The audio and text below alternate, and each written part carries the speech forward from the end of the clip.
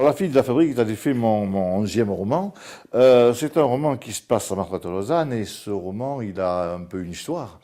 En effet, il y a environ 5-6 ans, j'ai eu le prix de la plume martraise.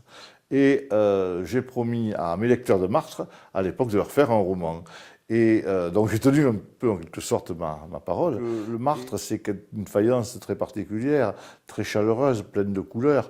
Une faïence l'on retrouve d'ailleurs dans beaucoup de maisons familiales en Ariège, dans le Grand Sud-Ouest. Donc c'est une faïence qui m'a toujours beaucoup parlé, une faïence très humaine en fin de compte dans sa connotation artistique.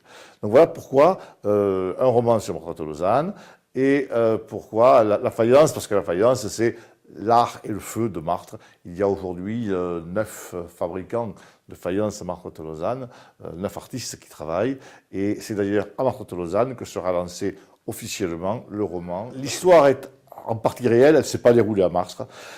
Disons qu'elle rentre dans le cadre de cette histoire que j'ai commencé il y a déjà 2 romans maintenant de cette thématique qui est celle de ce passé qui ne passe pas. Ces souvenirs qui vous accrochent et qui vous poursuivent et qui vous conditionnent pour faire de vous ce que vous êtes.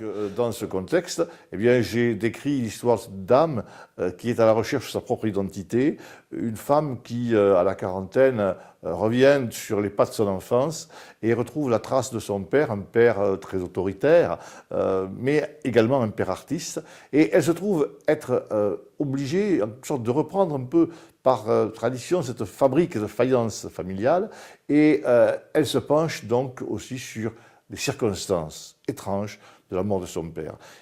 Et les circonstances de la mort de son père l'amènent aussi à se pencher sur les circonstances de sa propre naissance à elle.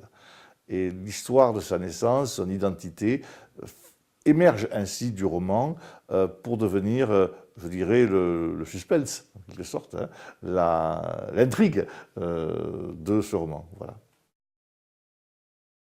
Alors le prochain roman, il se passe pour l'essentiel à Domazan.